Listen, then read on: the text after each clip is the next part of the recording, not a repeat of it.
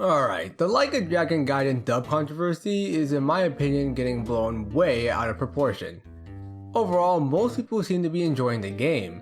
On Steam it has overwhelmingly positive reviews, and the few discussions I've seen online about the gameplay and story have been mostly praise.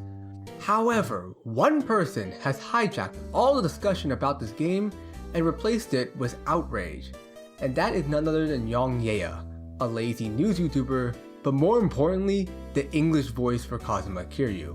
And people really don't like his voice, and I'll get to why in a second, but I also think that a lot of the outrage is kind of weird and irrelevant in the grand scheme of things. So today, I want to break down all the facts of the situation, and of course, give my opinion on the whole ordeal. But first, let's get to Yong's voice. Does it actually suck? Yes, it sucks a lot. もう3分待ってくれたら素直に感謝できたんだがな。You know, had you just waited 3 minutes, I'd have been a little more grateful. Yeah. 町の情報通何人かに接触して渡りはつけた。I made contact with a good number of people, just waiting for them to get back to me. あんたは相変わらず一言余計だ。There's always something extra, isn't there? The main issue is that he just kind of sounds irritated all the time. Kiryu definitely had a strong and imposing voice, but it was also kind of soothing. You heard his kindness and compassion shine through his voice, and him getting genuinely angry is like an event in most of the games. Yong, on the other hand, just sounds pissed off all the time, and it's really far off from what Kiryu deserves. He's just kind of giving a very bland and generic protagonist voice, and Kiryu is so much more than that. I mean, he's not as bad as just reading off a line and not acting at all. Like, he definitely is acting, but it's just very flat.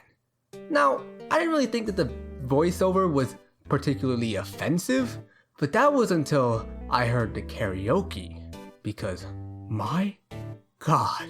We're breaking the law, breaking the world together, throwing out all tenderness. Holy shit, that made me want to blow my brains out.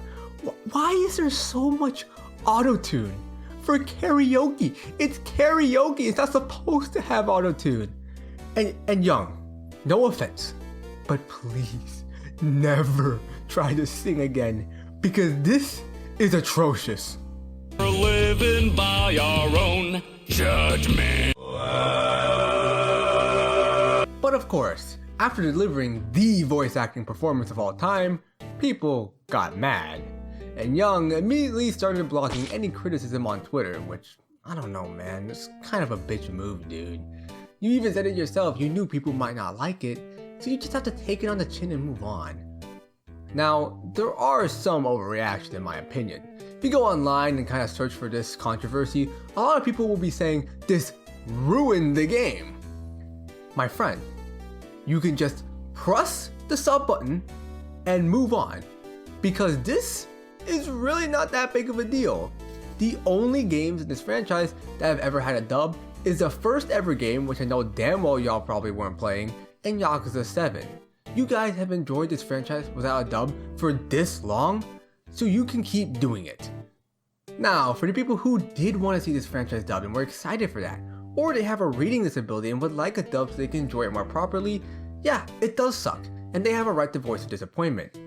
But like 90% of you probably were never even going to touch the dub. You guys just saw one clip online and now you want to say, oh my god, the game is ruined guys, I can't believe it. Damn you, Yong Yea, damn you!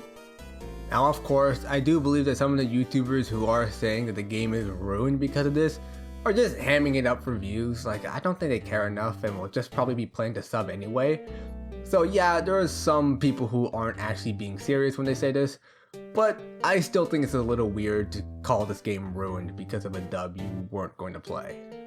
However, what I think is also a little shitty is that there's some misinformation being spread about Young, and that kinda sucks for no matter the person. A lot of people think that he only got the role because of his YouTube channel, and despite how lazy his content is and how much I don't really like him as a person, we should still give him the respect that he deserves and not slander him, because he is an actual voice actor. Of course, his talent is a little debatable. His most notable role is probably Poochie, the main villain for JoJo Part 6, and he's not bad in it. Go to hell, you insignificant little brat!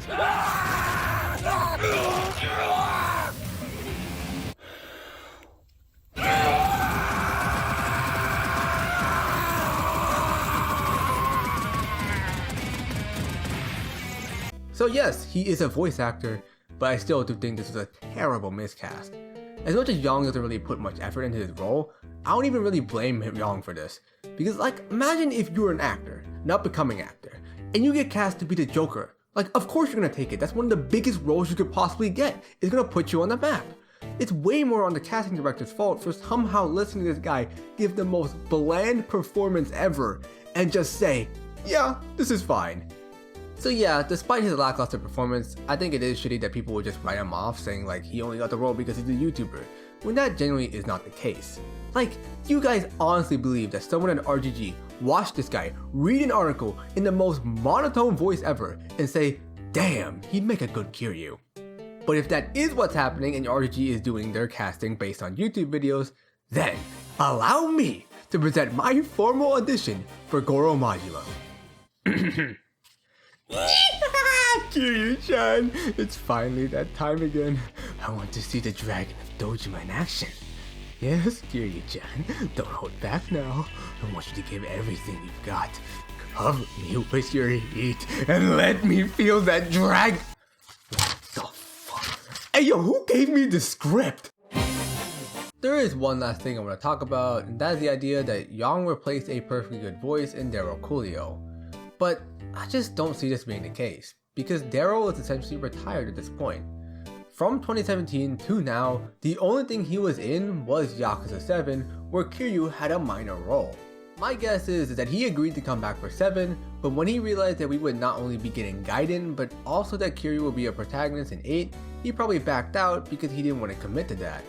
So, in my opinion, I think the decision to recast him was one out of necessity. However, even with that, I don't think Daryl is the right one for Kiryu either. Remember, the Yakuza 1 dub is fun because it's bad, and Daryl has some cheesy lines as well. You fucking Yakuza! Don't fuck with Kazuki-san! How many times I gotta tell you, I'm not Yakuza. You retarded or just deaf? Is Daryl better than Yong? Unfortunately, yes, but I think he suffers from some of the same mistakes Yong does.